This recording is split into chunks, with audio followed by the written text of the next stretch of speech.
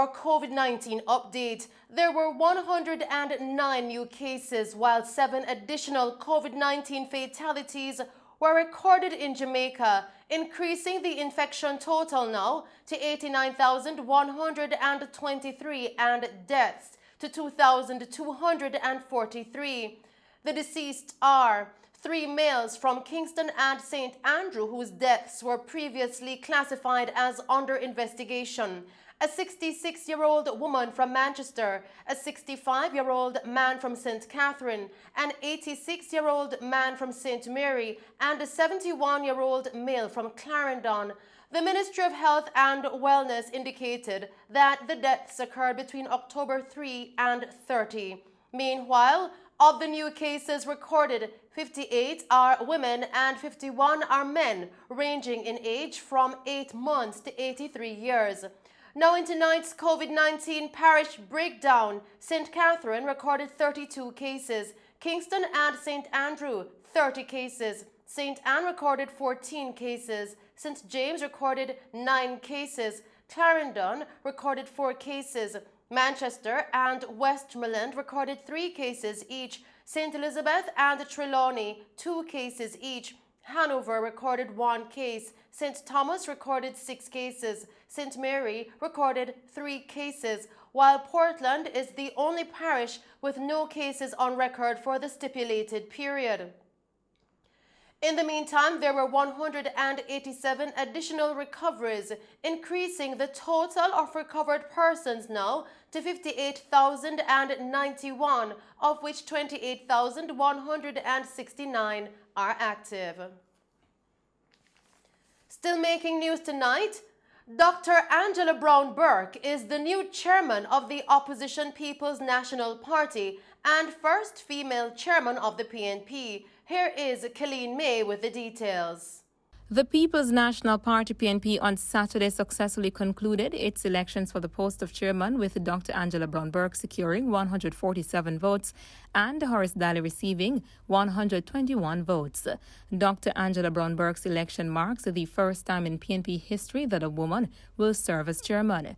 Daly had been acting as chairman following the resignation of Philip Paulwell earlier this year. In her acceptance speech, Dr. Brown-Burke said Daly and herself agreed to use this campaign to send a message to the party, the rest of Jamaica and the diaspora that they could compete without negatively impacting the party. Today for me is a really humbling moment, where the comrades really asking me to offer myself as chairman for the People's National Party. We went on an island-wide tour, meeting NEC members, talking with them, sharing their concerns and sharing some ideas I had about the party and the role of chairman, looking at just making sure that we get the party back to concentrate on the things that we are normally used to doing. Discussion, ideas, representing the interest of people out there, and making sure that we're not just talking about unity, but we are doing unity. We're doing it because we are socializing together, we're talking to one another, we're discussing thorny, big, hairy issues, as people would say, and we are representing the interests of the Jamaican people as one single party. And so, today we came here. I want to thank every single person who came out, those who worked on my campaign, those who worked on Comrade Daly's campaign, those who voted for both of us. Early in the day, Comrade Daly and I spoke and said, people were concerned about what this would mean for mashing up the party and for disunity. And we thought that we had an opportunity to show Jamaicans and to prove to ourselves that as a democratic party, we could have an internal elections that is just under 300 persons who are going to vote. And we can do it without tearing down one another. We can do it without damaging the party. We all thought that if we left the party even a little bit stronger after the election than we came in, then it would have been worth it. And I am pleased today to see where we are. The newly elected chairman says being the first female to serve in this capacity of the PNP means it will be an awesome responsibility. In our 83-year history, as we celebrate our 83rd anniversary, we have the first time in our history a female chairman. What that also means is an awesome responsibility, because it means that I am expected to lift the bar. I want to tell you I can't do it by myself. So I need every single comrade on board, helping to raise the bar, lift the standard, showing Jamaicans who we really are at the heart and core, one People's National Party. We have our leader, our president, in Comrade Mark Golding. We start a new political year with a new set of officers. We are electing 11 members to the executive. So it's a new set of executive. We have the opportunity to really and truly say to Jamaicans, here we are. You don't lose faith in us. Your confidence in us is secure because we are here, not just about ourselves, but we are here defending the interests of the Jamaican people and working to re-establish the name of the People's National Party as everyone once knew us to be. We are PNP strong as we celebrate 83 years. Horace Daly in his remarks said that both himself and Dr. Brown Burke are committed to continue working towards building the strength and unity of the party. I would like to thank all the members of our party, the great People's National Party, for the calmness, the camaraderie, and the love that was shown here today from both sides. I just want to say that this went down very well for our party. And to all the comrades in Jamaica, all our supporters in Jamaica and in the diaspora, I just want you to know she's the winner. But the party won today.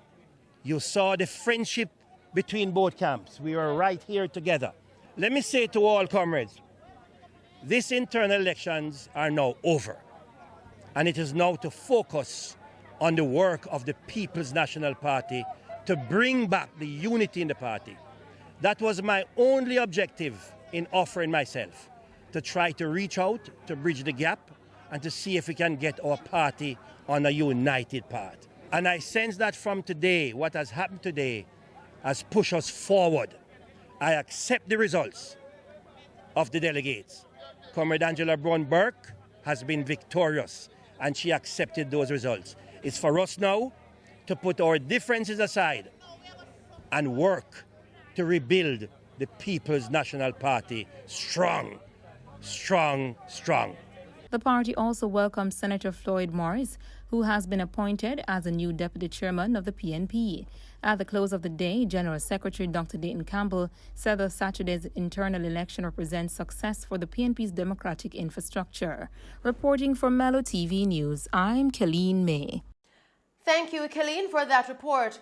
Now, with the announcement last week of the end of the no-movement days on Sundays for at least the next month, Marine Police have heightened their efforts to patrol Lime Key and surrounding areas to ensure the Disaster Risk Management Act and protocols are being observed.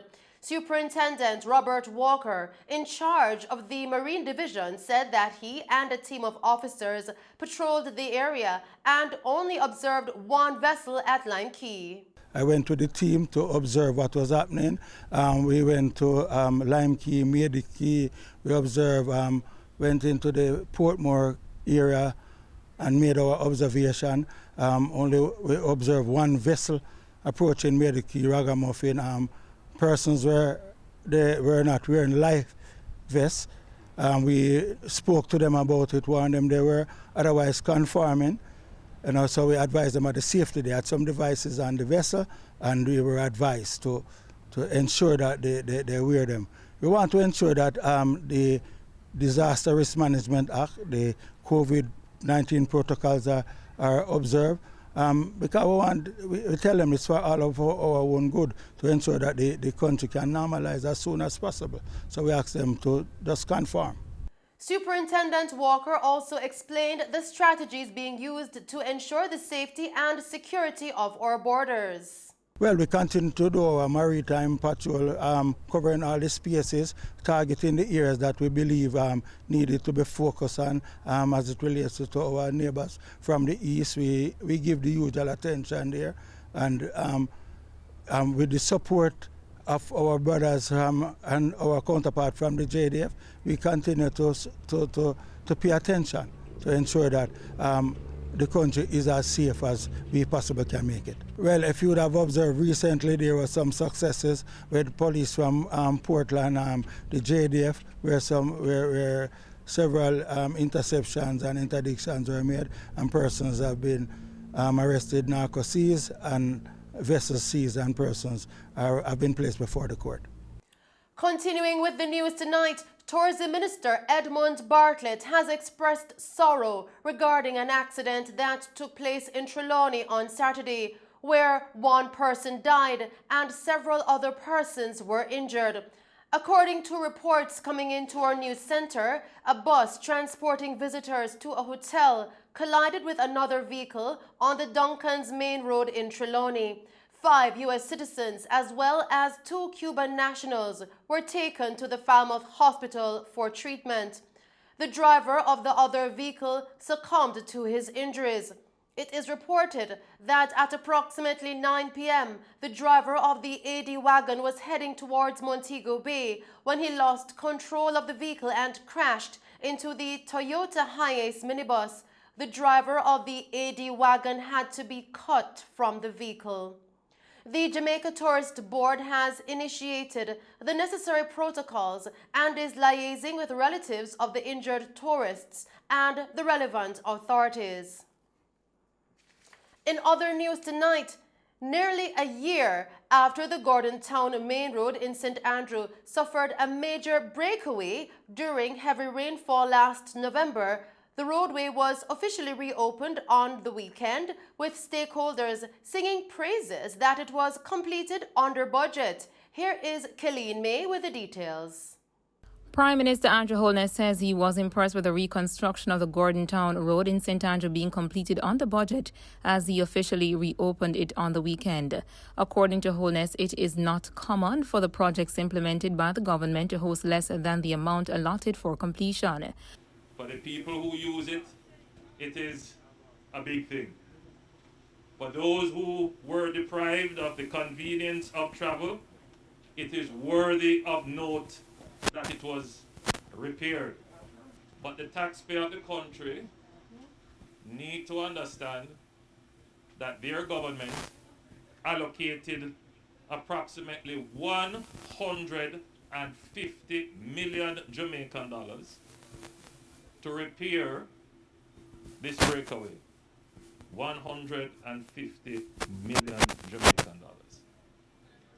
And that involved serious works. So the people who live in this area and who have to traverse through this area to get home have greater convenience and safety. We had budgeted $187 million to do this, but I gather that you have come in under budget. Yes, sir. It is not usual. I say it that way, but I really should have said it is just unusual. It is most unusual that the government of Jamaica would have contracted works and it would come in under budget. So I'm very pleased, and for that reason only it would deserve a ceremony. While he stressed that residents who traverse the area will get home with greater convenience and safety, he also lauded the efforts of the contractors who made that possible and outlined the work done by the contractors. The project saw the construction of a retaining structure over 24 meters high. And we should translate that into feet. That would be about close to, a little bit over, about 80. Let's round it up to about 80 feet high. This structure consists of 3 tiers. A reinforced concrete foundation that is 1.7 meters by 5.7 meters wide. A reinforced concrete retaining wall that is 9.3 meters high, and a reinforced concrete wall with a base that is 2.5 meters high by 9.5 meters wide, with the main structure being 10.5 meters high by 7.7 meters wide. So the retaining wall is significant. At the base, it is about 20 feet wide. That is to show you the level of works that we have put here to ensure that this stretch of road, which is not even a mile, less than a mile, probably about half a mile, is properly reinforced and can withstand another shower of rain. We have not only done the retaining wall, we have put in place a lovely parapet wall, which you see there, for increased safety, but we have resurfaced the road up to basic standards. At the same time, a Member of Parliament for St. Andrew East Rural, Juliet Holness, who is also wife of the Prime Minister, expressed pride that the promises she made has been kept. It is not that the government does not know and would not want to fix every single inch of Jamaica. It is just not possible. So residents, I am taking the opportunity again to have you look at spaces and where you can do something to continue to sustain the spaces and maintain the spaces, do it. Don't watch areas that are degrading, that you don't need to do much to get them to hold until the government gets something to fix them, saying to yourself, oh, is the government responsibility? I don't have to do anything to maintain my community, because it is far cheaper to maintain than to have to come and spend what was spent by the government, $187.7 million to fix this breakaway. And I say this to say that Gordon Town was so important because of the number of persons who traversed the route. So when people ask, why Gordon Town? And Mrs. Holness, why you never fixed Cane River before? The assessment is always done. It is not based on your politics. It is not based on who is rich or poor. It is based on the number of people, the industries, the number of vehicles that need to use this space. It is very clinically determined that where the priority needs are, we are going to look at the priority of the priorities. And in doing so, it is selected based on where must be fixed first, because it is much more significantly traversed. This government works hard for the people of Jamaica and for the people of East Rural St. Andrew. She said that residents in the Cane River area of Bull Bay, St. Andrew and Craig Hill can look forward to the roadwork being carried out soon. So, though I'm in Gordon Town, I will say to the Cane River residents, I've started to look at Cane River. You are actually on the list for repairs from before those rains and in the budget this year for repair. So look out, we are coming. For those living up the road at Craig Hill, if there's anything the community can do to start helping with some work on that road, just to keep it, we have already advocated for funds through the Serve Jamaica Fund, announced that $200 million to help us with Craig Hill Road. We are down to one lane traffic at Craig Hill almost. A truck cannot pass. And we are also advocating for some river training funds and some retaining walls for Cane River. Reporting for Mellow TV News, I'm Colleen May. Thank you, Colleen, for that report. A man whom it is believed appeared in a viral video drinking the blood of a goat was fatally shot in a home invasion in St. Anne yesterday. The deceased has been identified as 26-year-old Tevin Grant, otherwise called Biggs, of Portland Road, Discovery Bay, St. Anne, as well as Richmond Hill District, Montego Bay, St. James. Police in St. Anne reported that Grant was at his home in the parish having dinner at approximately 10:55 p.m. yesterday when armed men forcibly entered the house and shot him several times. He was taken to the hospital where he was pronounced dead.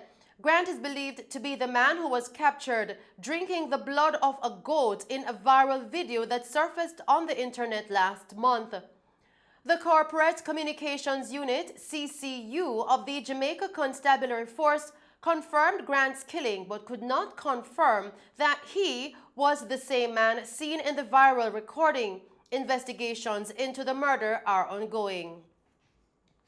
We go now to news from St. James, where a team of officers assigned to the St. James Police Division seized a TriStar NKC MO Canic 55 9mm pistol with a magazine containing 18 9mm rounds during a joint police-military operation in Churchill Flanker yesterday. Reports coming into our news center are that at approximately 5:45 a.m., law enforcement officers were on an operation in the area when a premises was searched. During the search, a man entered the yard. Upon seeing the lawmen, the man reportedly opened fire at the team and then ran. The lawmen returned the fire. Now, after the shooting subsided, a search of the area was conducted and the illegal firearm and ammunition found a few meters away. The gunman is currently being sought by the law enforcement officers. The matter has been reported to the Inspectorate and Professional Standards Oversight Bureau, IPROB, and the Independent Commission of Investigations, INDECOM. In the meantime, police operations in Area 4 between late Saturday evening and early yesterday morning resulted in the recovery of 3 firearms and several rounds of ammunition in the Kingston Central and St. Andrew South Police Divisions. One 9mm Taurus pistol with a magazine containing 11 9mm rounds was seized by the police while on a joint patrol along Blake Road in Rose Gardens at approximately 9:30 p.m. on Saturday, October 30. Reports are that a group of men were observed along the roadway when, upon the approach of the police, the men reportedly ran in several directions. The team then entered the premises and conducted a search where the firearm was discovered behind a piece of zinc at the rear of the premises. 4 persons were taken into custody pending further investigations.